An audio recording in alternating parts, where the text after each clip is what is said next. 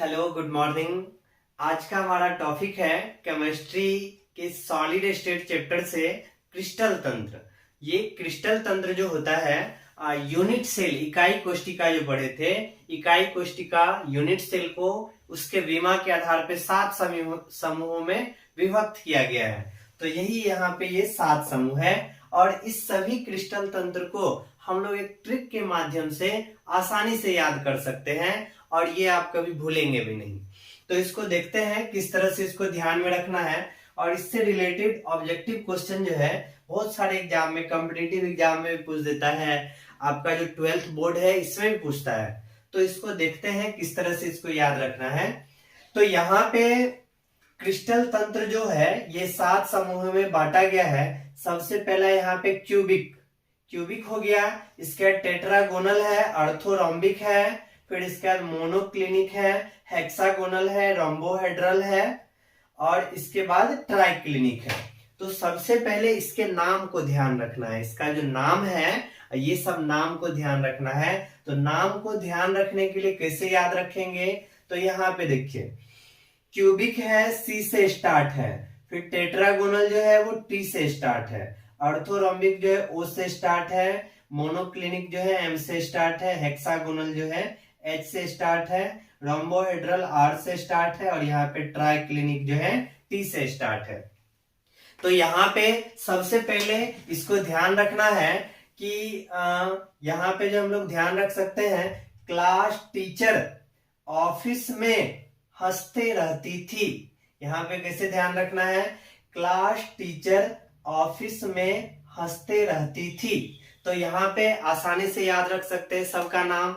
तो आसानी से यहाँ पे कहीं पे भी अगर इसको लिखना चाहेंगे, क्लास टीचर ऑफिस में हंसते रहती थी, तो इस तरह से यहाँ पे हमको इसका सीरियल याद हो जाएगा कि क्लास टीचर ऑफिस में हंसते रहती थी। यहाँ पे सी मतलब क्यूबिक हो गया, टी मतलब हो गया टेट्रागोनल, ओ मतलब हो गया ऑर्थोरोम्बिक, एम मतलब हो गया मोनोक्लिनिक, हेक्सागोनल, रोम्बोहेड्रल और यहाँ पे ट्राइक्लिनिक।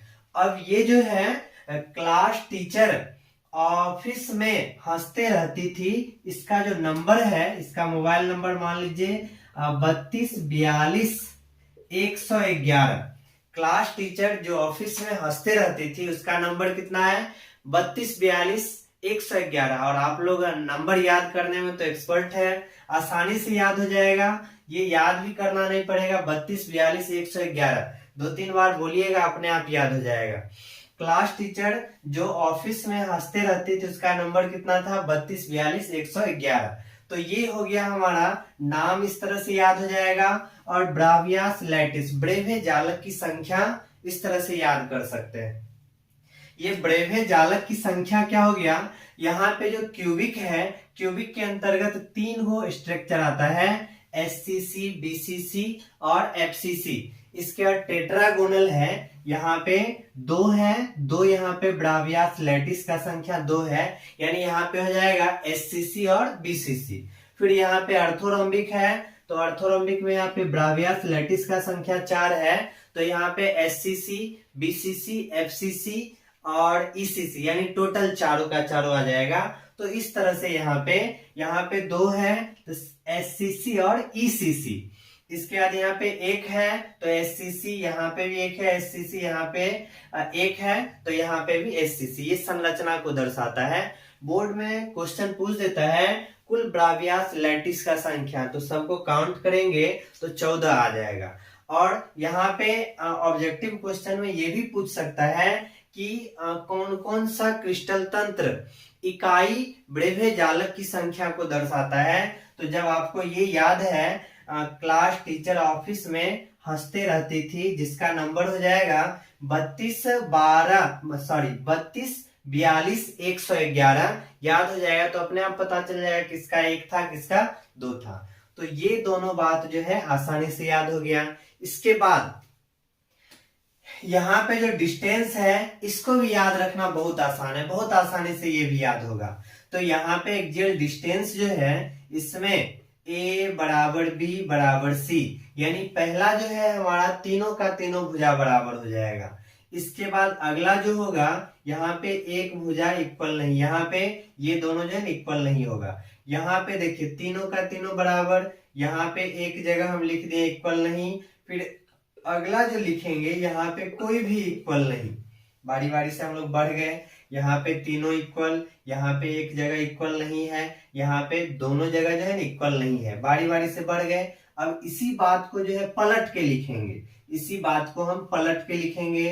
तो यहाँ से शुरू करते हैं, A does not equal B does not equal C, ये बात लिख दिए। फिर इस बात को लिखेंगे, A equal B does not equal C, इस बात को लिख दिया। अब इस बात को लिखेंगे, ए इक्वल बी इक्वल सी। फिर यहां से हम लोग पलटे थे तो इसी बात को फिर से लिखेंगे, A does not equal B does not equal C. देखिए बहुत आसान है, बहुत आसानी से, ये आप कभी भूलिएगा भी नहीं, इस तरह से ये ध्यान में रहेगा। एंगल जो है ये भी याद रखना बहुत आसान है, एंगल भी आप आसानी से याद रख सकते हैं।